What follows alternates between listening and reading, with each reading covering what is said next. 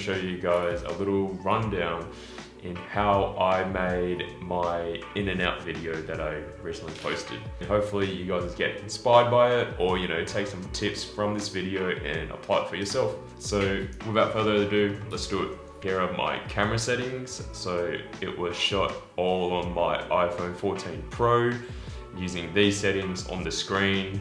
Screenshot it, save it, do what you must, and yeah, let's head into the editing. You can see I am using Final Cut, and what we should do now is just make a new project, So in Final Cut, you're given these video formats to pick from. I usually just pick vertical, but you can do custom as well.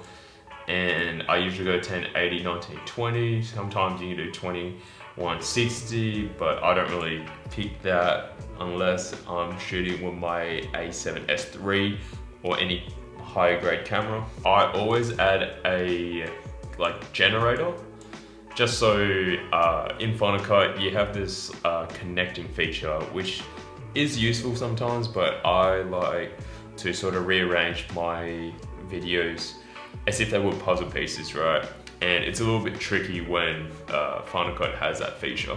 So it's just a personal preference, I guess, but this is what I do. Next, import your clips. Just like that, sort through them. Use that, then use that.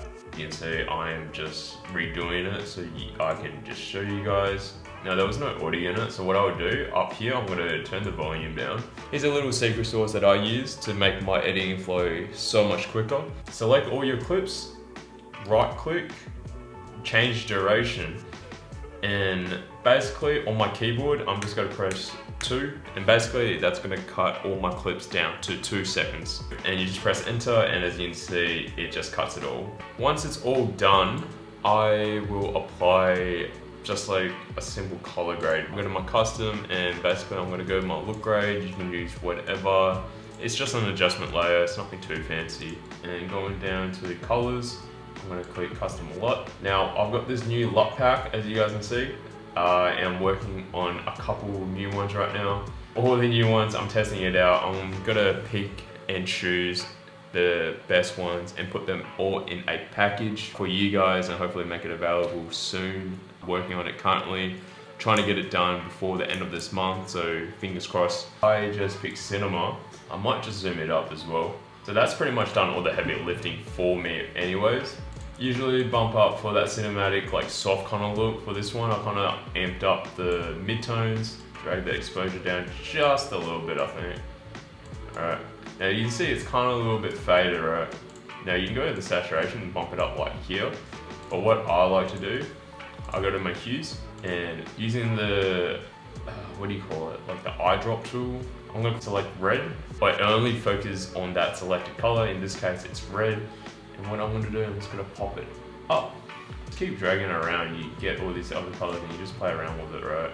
Going back to our color board. So the secret sauce to how I color grade my videos is literally just playing with these two, the midtones and the highlights. Now for this, I wanted it to be a more warmer feeling, warm glow.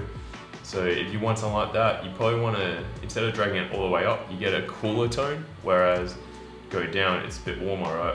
Basically, I would either just keep the midtones between the blue, because that just really determines the temperature of the video. So it doesn't really matter, you can drag it to the red as well if you really wanted to, but it doesn't matter in this case. I'm just going to drag it down.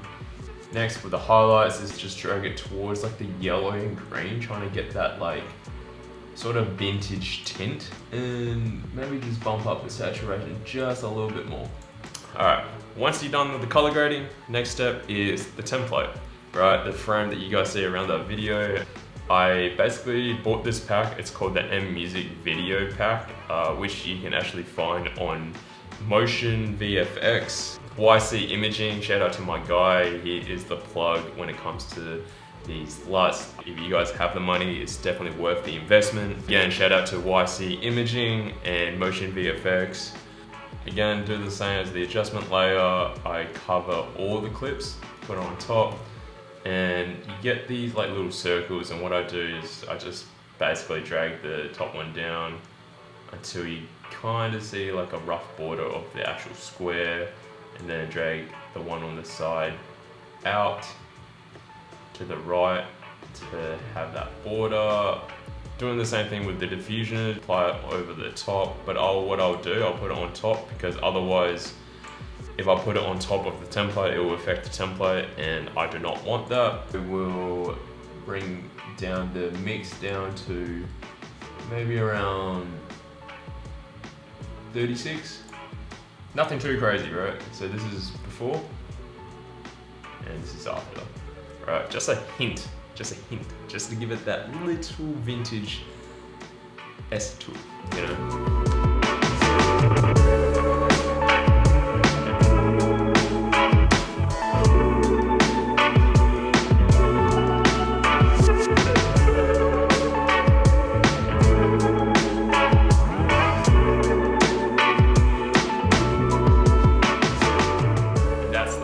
Hopefully there are some key takeaways you can take from this video and apply it onto your own project. If you guys enjoyed it, I would appreciate a like and a subscribe. If you're feeling generous, a share even as well. Other than that, I'll catch you guys in the next one.